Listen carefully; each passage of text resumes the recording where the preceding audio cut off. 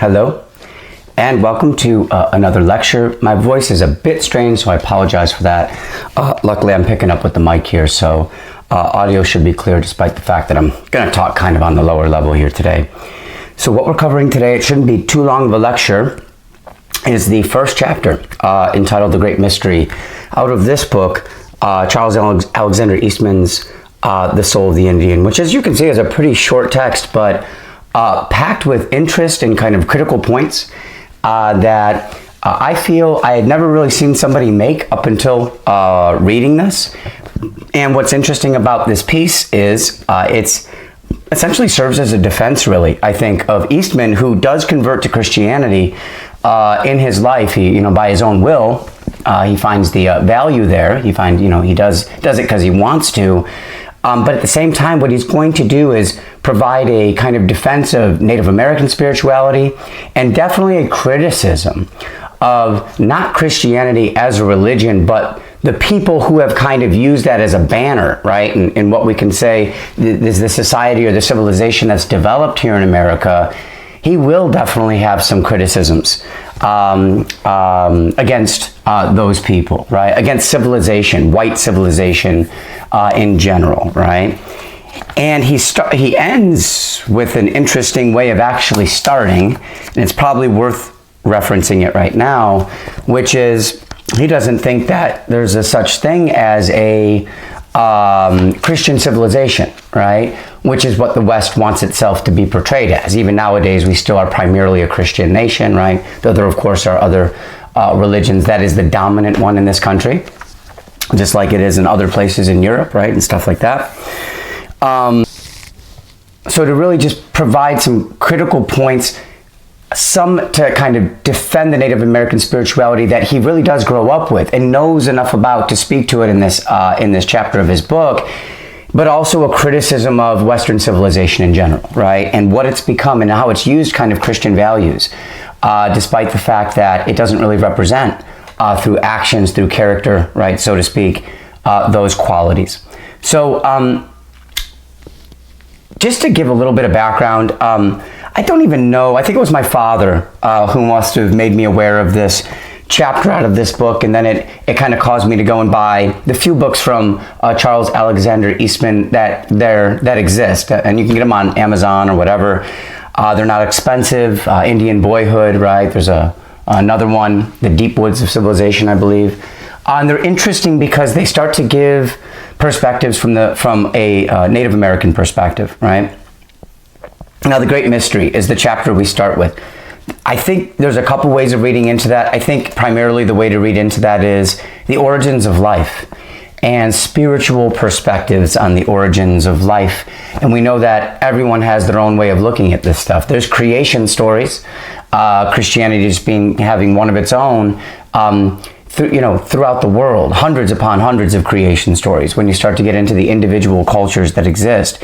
So it will deal with that. The great mystery of life. Where does this all come from, right? And I think we know we can't prove that. And I think that's kind of an interesting starting point for Eastman here, is he knows that nobody can necessarily prove that their kind of idea of creation and the magic that might have gone into this is real. So why are we using that as leverage over other populations, right? As colonialism starts to pick up here and peoples come into contact for the very first time. The first big point he makes, and I love as we read through this to think about the way Christianity, Catholicism, these bigger religions, Judaism, Islam, think about the way they operate versus what he's describing here, because it usually serves as a giant contrast. For starters, what he says here is spirituality for a Native American individual was completely a kind of solitudinal and individual experience. You didn't go to large gatherings where people talked about this stuff and provided guidance and instruction, much like we see in many of the monolithic faiths, right? The big ones that we have, at least in our country and really throughout the world as well, where the whole idea is to come and listen to somebody, inform us. We get, there's a big gathering. The gathering is important for a lot of people. Well, notice here, this is something completely by yourself, right? Another contrast, whereas the Western world needs beautiful beautifully constructed cathedrals and monuments to express the spiritual significance of who they are as a people. What he says is the rocks are already there, the great mountains are already there, which are essentially those things that the Great Spirit has provided, right? So where do we gather? We gather by, the mountainside. We gather here in these places of nature, which already reflect that kind of spirituality. And some of you might agree with that. Why do we need these huge cathedrals and such? That's the Western European world, and other civilizations too, to reflect that spiritual significance.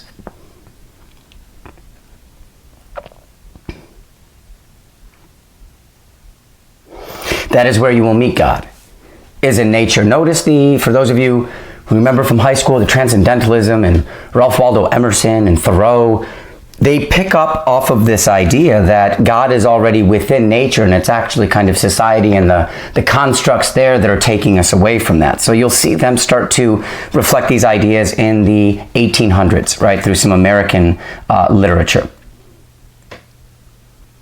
He says, Great Spirit, that's what they call God, needs, quote unquote, no lesser cathedral, right? Nature is God's cathedral. It can get no greater. That's his perspective here.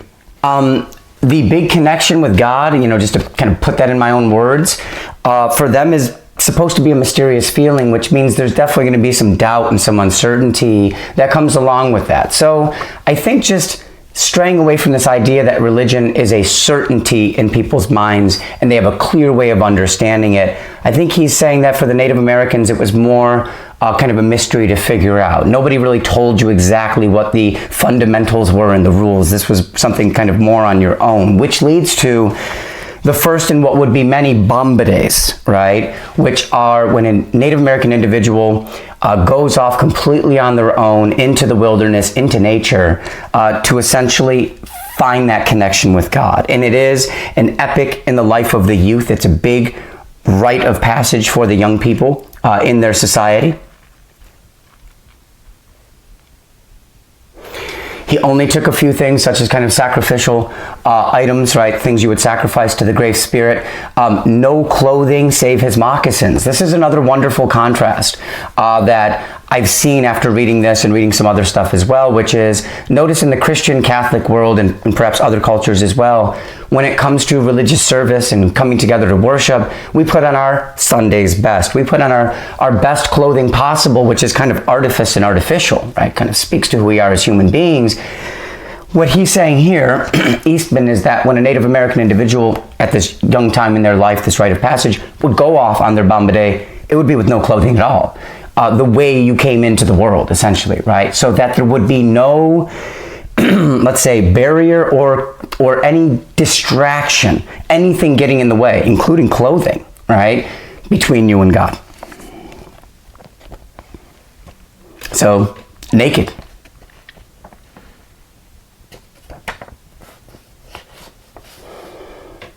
Definitely a ceremonial pipe, which I don't know too much. I don't know that much about that particular part of ceremony, right, in worship, but oftentimes tobacco, right, an offering to the God for some kind of gift, favor in return, right?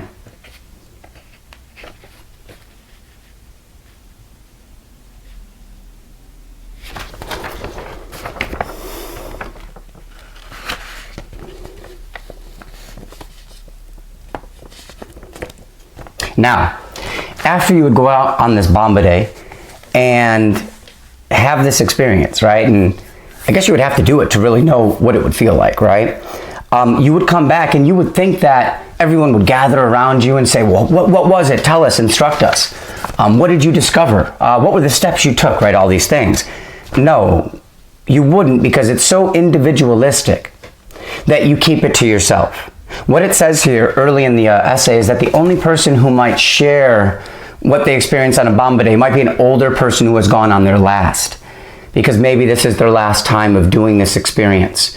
And now it's almost like maybe a respect for the elderly and the whole kind of passage of life. You would give that person, and maybe they would want the opportunity to share what they found before the young and for the middle-aged here, right? You can see you'd keep it to yourself. I think another reason for that is you don't want to taint the Bombay experience for the next person who's going to go on. Oh, well, Professor Talarico said, it's going to be like this, and now you're already thinking in that way. No, you can't disrupt it for anybody else. You don't want to spoil it, is a word I guess you could use, right?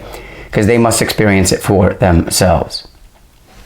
Now, here's where we get into some of that kind of defense, I think that he's playing here, and I think it's very helpful.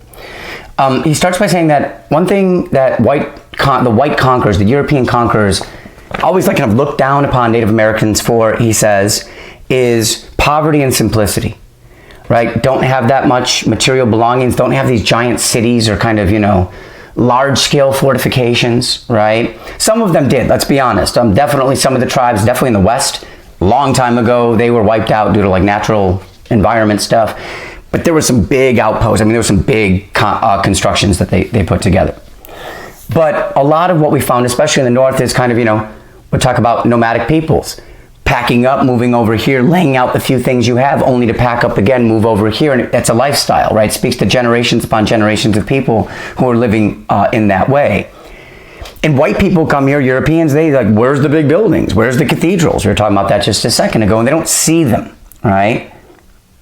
But what he does here is he said, remember, some of the greatest people that we respect in Western civilization, especially some of these saints, these people who come from more of a religious cloth, a spiritual cloth, they were respected for simplicity. So he's saying that we have something in common with some of these people from your own culture that you value for the very same reasons. And some of these people are, I'll just quote it, Diogenes, I'm probably not saying that right, but he is the Greek thinker, and he realizes that his only possession, the idea is he lives in a tub, he sleeps in a tub in the middle of nowhere and has nothing to his name, no possessions.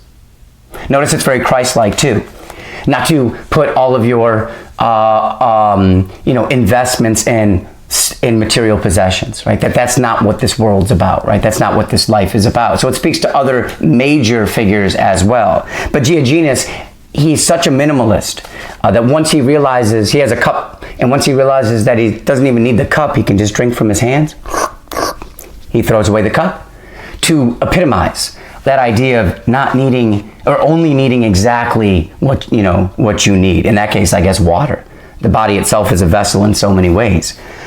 So you respect these people. Why don't you respect us? Why have you looked down upon us, right? There's one of the first points he makes, and he follows up by saying, and we like this about our people and our culture, this simplicity, this poverty, this modesty, because it keeps us from, and I'll read, the clog, things getting clogged, of pride, cupidity, which is eager or excessive desire, just like Cupid needing love, right, desire, or envy, right? So he feels like because we are a simple people, these big kind of character flaws, such as pride, cupidity, and envy, are not a part of who we are. And ask ourselves in the year 2021, are we a culture that is affected, and how much so, by ideas of pride and envy, cupidity as well? We don't really use that word too much, right? And I think a lot of you would probably say yes, based on some of the evidences that surround us.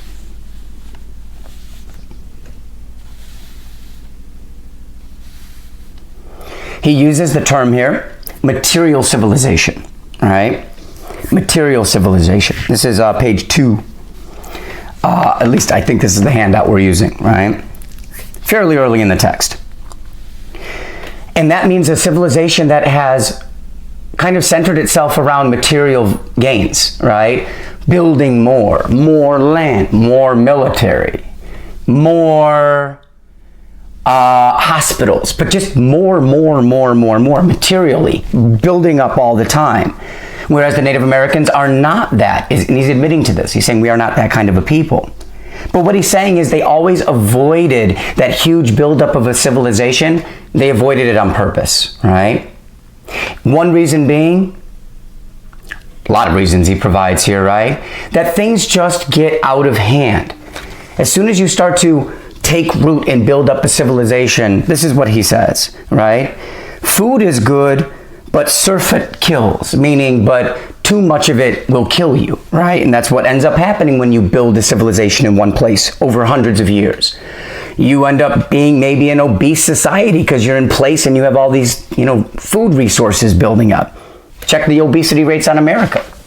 They are very high compared to many parts of the world, right? What else does he say here? Love is good, but lust destroys, right? Saying that in cities and in civilizations that build up to be so complex and abundant, it's not about love anymore. It's about more, like a lust. There's more of a lust in place, right?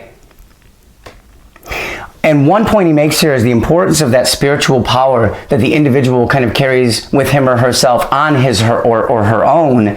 When you get into a city environment or a bigger kind of civilization and you're surrounded by many people, the claim he makes here, you can agree with it or not, is that that individual spiritual sense you have about God starts to dissipate. It starts to get lost in the sea of everybody else.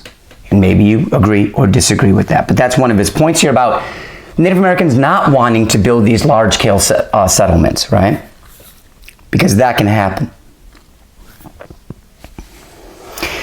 I like this little part of the essay because he talks about the difference of a kind of two spiritual planes, two different parts of the mind that deal with spirituality, or that deal with the supernatural and our connections to the Great Spirit, God, what they call God. And it is the spiritual mind and it is the physical mind, right?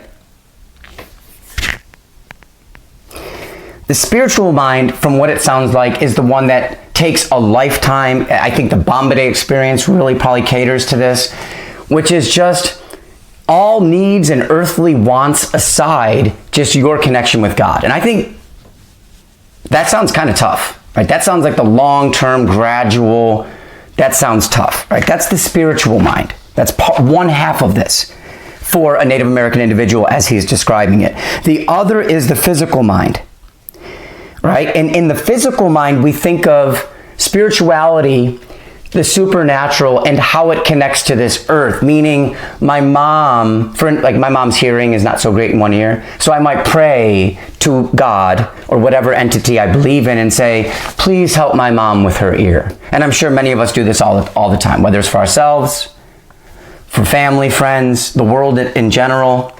We ask for earthly favors. And he's saying that that's different. There's that part of being spiritual for a Native American, but there's also the spiritual mind, which is that major connection you have to God. And that's me putting it just in the vaguest terms I possibly can, right? Because there's so much that goes into that. In the spiritual mind, I'll just read this detail. In this type of prayer, there was no beseeching of favor or help. You're not asking for help in these prayers. All matters of personal or selfish concern, as success in hunting or warfare, relief from sickness, I just mentioned that, or the sparing of a beloved life, were definitely relegated to the plane of the lower or material mind. That's the physical mind. And all ceremonies, charms, and incantations designed to secure a benefit or to avert a danger were recognizing as emanating from the physical self. That's that physical mind, right? That's part of the physical spirituality. Now, I think the reason he says that is to make a large, to make a criticism of Christian civilization, which is to say that a lot of people, when they think about what prayer is and what a connection to God might even be, is just to receive earthly favors. So I think that's the criticism, that most Christians, when they think about praying, they just think about the help they receive, right? And begging and urging and pleading for this, right? But the Native American mind is split up to that, yes, and that's where the sun and the moon, he's going to explain this in a second, that's where they pray to the sun and pray to the moon. They do not worship the sun. That was one of the, let's say, points of misinformation that the Europeans tried to put upon some of the Native Americans. They did worship the sun, I think, in other Native American tribes. In civilizations, I think, but not these northern ones, the ones he comes from, which is in the Dakota, North and South Dakota region. What he's saying is the only time they ever prayed to the sun or prayed to the earth was when they were asking for these earthly kind of favors. But when it was of spiritual concern, that deeper kind of connection we've been referring to, that one was straight to the Great Spirit, which is kind of the term God for that, a Great Spirit. So I just want to make that clear. I didn't know that until reading this piece. I think that's interesting because it makes us think about the purpose of prayer in a large scale religion.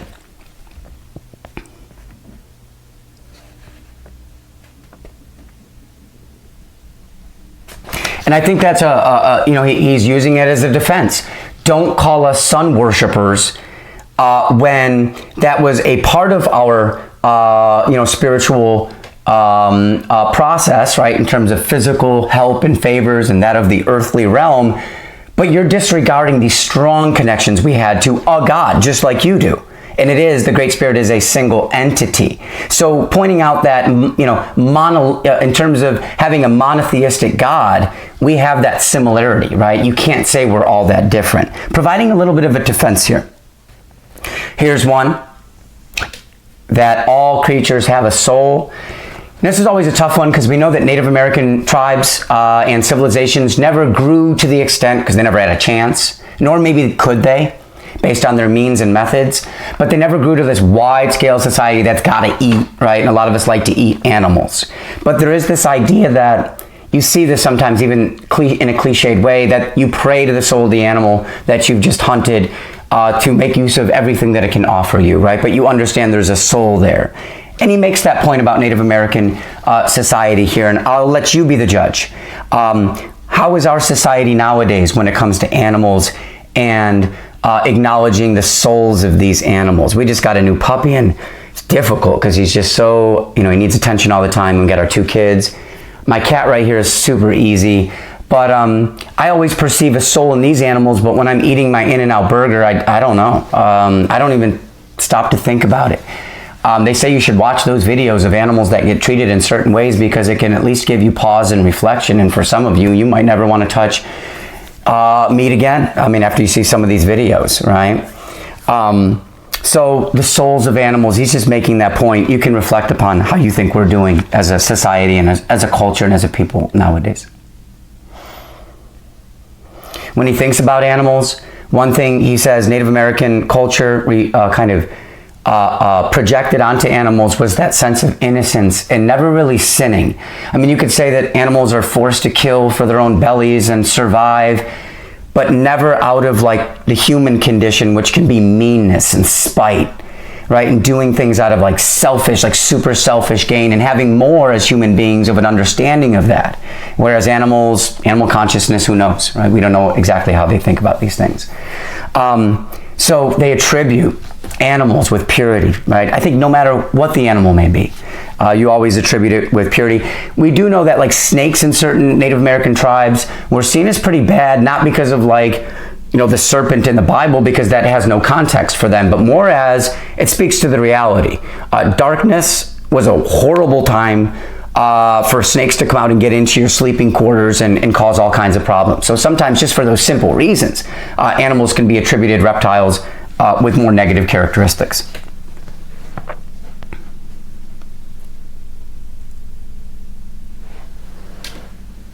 All right. Now this is an interesting part of the essay. This is where he starts talking about European science. And he admits right off the bat, and I think there's a strategy involved there, obviously, for many people who would wage an argument, right, and start to have to support a perspective. And he's going to say that, hey, Europeans, thumbs up. 9 out of 10, you are awesome at science. He admits that Native Americans, at least from his own perspective, the people that, the tribe that he grew up with, he says, we don't know jack squat about science. And that's probably historically true, right? What he says following up is, that means that everything we ever saw was a miracle. The way the water, I think he said, the way the water flows off the water, off that cliff and there's a waterfall. What? How does that even work? The way a baby's born, right? All this stuff that now, one thing about European society and others is they really kept up the progression of medical knowledge, scientific knowledge, and this has led to technology, and this has led to all kinds of breakthroughs that have, many of which have led to major breakthroughs for large-scale populations, right? We all benefit from them, right? So he admits this idea of not knowing crap about science, right? We got it. If there was a science competition between the white conquerors and the Native Americans, he's saying you guys are going to whoop the crap out of us, right? You guys win. However, now you want to bring in religion too. Now you want to bring in stuff that doesn't have to do with science, that is magical in kind of theory, right?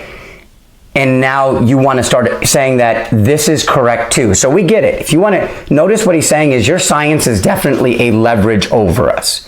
You came in, you conquered, you dominated, you showed us your science, and we were like, wow, that's kind of interesting, right? But now you're trying to do the same thing with Christianity, and that's the line he's drawing here. Make sure you're clear on that right now as we move forward. Because here, there's no clear information on who is right and who is wrong, right? There's no proof to who has the right perspective on this. It's one thing that always confused me as a young teenager, I think, is, wait a minute, if they're saying that, and then that group of people is saying that, and then they're saying it slightly different there, but they're really serious about who's right and who's wrong, right? That's, I think, one of the first kind of logical conundrums that we come to when we start to think about this. But now you want to bring in your Christianity. Okay. Now, why is this a problem? Because Christians and Catholics alike are going to condemn Native American belief systems, essentially referring to it as incorrect, savage, backwards, probably, obviously farcical and maybe even a little bit ridiculous. But we immediately ask ourselves the question that he's asking, which is, but what about yours? Right? What makes yours correct? You have a lot of magic when you go into the Bible, Old and New Testament. And surrounding the important figure of Christ, there's a lot of magic involved. I got news for you people, at least speaking from a scientific perspective, right? The leverage of the Europeans. Well, I got news for you. People can't come back from the dead. So how can you come saying you are the masters of science, but then start trying to say things that don't reflect that attitude, right? He says here, quote unquote, who may condemn the Native American man or woman's superstition, right? Not the Catholic, not the Protestant missionary, which is kind of the original major sect of Christianity in the country, right? Who teaches, quote unquote, Bible miracles as literal fact. Immaculate conception, you mean Jesus came without a dad? Again, doesn't happen in real life, right? However, European society, white society right in America is going to say this is the correct religious perspective. Yours is incorrect. And you might know, sometimes we read creation stories like the Iroquois creation story and shared by other surrounding tribes is the turtle, right? Everybody kind of coming down to the back of the turtle and the opposing two brothers there, just like we have opposing figures in all kinds of creation stories, which are there to reflect who we are as people, our connection to the land, our questions, the questions we can't answer. That's why they're so interesting to read. The Japanese one is incredibly interesting, how that one kind of goes, right? I won't say much there. Shintoism, I think, is the name. So science has not explained everything, right? Including, as he says, the origin and principle of life. And I think there's where the title comes from, the great mystery, right? So that's just a huge, I think that's one of the biggest points he makes here, right? Is it is very hypocritical for a civilization, a European civilization, to conquer and take over a part of the world and rule over these people, Native Americans, and say we are the masters of science, but we are also the masters of magic, right? Because those things oppose each other. And what he's saying is you either need to be the race of science or you need to be the race of religion, but you can't have it both ways. I will let you think about that and give your opinion, right? Can it be both, or do you agree with Eastman that there's a certain hypocrisy here that's having a negative impact on their own religion and their ability to practice their own faith? And remember that this is coming from a man, little footnote here, who does eventually convert to Christianity for his own reasons. And I think it has a lot to do with the figure of Christ. He kind of really finds the value in the figure of Christ. But he not in the value of Christian civilization. Big difference. There's the contrast, right, that he gets to at the end. There's the paradox. I'll just read this because I think it's fairly clear. If Europeans are allowed to perpetuate a miracle, death and resurrection, immaculate conception amongst many others, then they cannot deny any miracle that the Native American claim of their own, right? Who are you to say? Christians cannot utilize a selective reasoning or kind of scientific thought here, right? after all this, he quickly mentions that we are not envious of white people. We are not envious of their science and their material gains that are so clear when you look at society, right? And some of these big metropolises that are starting to kind of build at this time, just huge industrial cities, right? And he's speaking to the 1900s, right? That's when he's writing his work here. In fact, if we look at the original publication date, my friends, of this book, I'll tell you right now, Eastman lived from 1858 to 1939, and this book in particular, 1911. All right, so early 1900s. Cities and industries are expanding. He is in the North, South Dakota region, which is probably not seeing the type of development that the Eastern Seaboard is probably seeing at this time, right? Now, last thing he's going to mention here, he mentions Phariseeism, which is the strict practice of a faith, and he doesn't like that. The Protestants represent Phariseeism, right, which is a strict practice of the faith, and if you deviate from that, you think differently, you act differently, whatever, you are essentially kind of, outcasted, right? You're out, right? You have to kind of fit the mold. Whereas in this Native American religion, we've noticed that there's a lot more individuality to it. Your own questions, your own experiences, and you don't share that and push that upon others, right? He mentions the proud pagan, who is one of the early religious groups to have to endure heavy Christian conversion, right, and Catholic conversion, as their way of seeing the world, in which that's more of a kind of celestial body worship, if you understand paganism. This is where, like, the wise women come from of the old tradition, who were eventually branded as witches after the Inquisition comes along with the Catholic Church.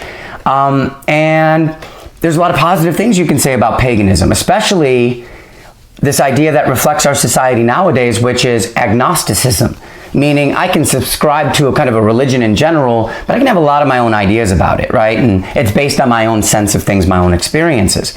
And I think there's a good percentage of people who consider that themselves agnostic in this country nowadays, if you look up the percentages on this. So he's saying, he says here, the proud pagan, because he understands now as a Native American individual, the process of having your spiritual beliefs wiped out, pushed out, beaten out, really just killed out of many individuals as well, the pressure coming from the Christian church. He understands it now. So in a way, he reflects upon the proud pagan, all right? Just so you understand that reference. And the last thing he's going to mention here is, again, some of the hypocrisies he notices with Christianity. That because they are so strict in their belief system, you look at Puritanism, which reflects the pilgrims of this country, the original kind of forefathers and such, right? The original, I should say, colonists, right, from England. Puritanism, Protestantism. Because it's so strict, you find individuals, Europeans themselves, who are saying, I don't agree with this. I don't want to do this. And for Charles Alexander Eastman here, from a Native American perspective, he just finds that strange. That people would oppose a religion instead of wanting to be included in it. I think he understands some of the reasons, but it's strange to see people within the faith not only opposing it, not wanting to be a part of it, but also, I'm going to read here, some are stooping so low as to insult their God with profane and sacrilegious speech. So some people in European society who are kind of part of this Christian world are even like criticizing God and speaking out against God, which is very probably new for the world at that point in time too, back in the day, 1900s. And that's confusing to him. Religion for him should be something that is celebrated and not strayed from, but really, you want this in your life. But he's seeing a little bit of a difference, right? Some of these smaller, some of these outliers in Christian society. Second to last paragraph, is really kind of a little bit of a rundown of, just all the betrayal and the horrible treatment, which I think sometimes is underemphasized in schools nowadays. I take the time in 11th grade, I teach high school, to really make sure, because that's American history, American literature at that age with American history. And I really go in deep with the Native American Holocaust, the genocide that occurred here, making sure students see different voices, perspectives that maybe other teachers aren't showing them. And, you know, it is about broken treaties and broken promises. It's a series of this throughout time and still probably going on today if we look into some of the resistance that's still there and what's happening on reservations and in these communities nowadays in 2021. You should know that Native American populations are leading the charts on like the worst statistics there are, like high school dropouts, suicide rates, incest rates. So these are communities that desperately need our attention and our help. And whenever I hear a politician at least mention Native American brothers and sisters, I get happy. Because it's inclusion. And it means we have to look at our history and how these people have been treated as well. So he mentions that, right, in that second to last paragraph. And we end where I kind of started with the reference of the end, of course, which is, he says there is no such thing as Christian civilization, because civilization, what we can call modern civilization, does not reflect the values of Christ. That's what he's saying here. The values of Christ, I'll let you enumerate those on your own. Some would be poverty, simplicity, lack of pride, lack of ego. And then we think about what our civilization is and where it's kind of arrived. And is it a society of pride, ego, gotta get ahead, not helping others, self-preservationism? I'll let you be the judge of that, right, as you think. Thank you. I didn't want to make this lecture too long. It's not too long of a piece. And I'm glad you had a chance to read a good perspective. Remember, he does convert to Christianity for his own reasons. He explains this in some of his other books. So you can always put it on your list and maybe read through a little bit of Charles Alexander Eastman's work in the future. There's also a nice documentary, though, a little expensive. I bought it just because I, am a teacher and I like to show these things in class. But there's a DVD all about him put together by his granddaughters, his twin granddaughters, and it's I haven't even watched the whole thing yet, but there's even a trailer on YouTube. So if you're looking for some pictures of the man, in fact, this is him in his ceremonial garb, right? So it's kind of nice just to get a visual on it too. I'm glad that DVD was put together. Thank you, everybody. I hope you have a beautiful day, and I'll see you on the next lecture.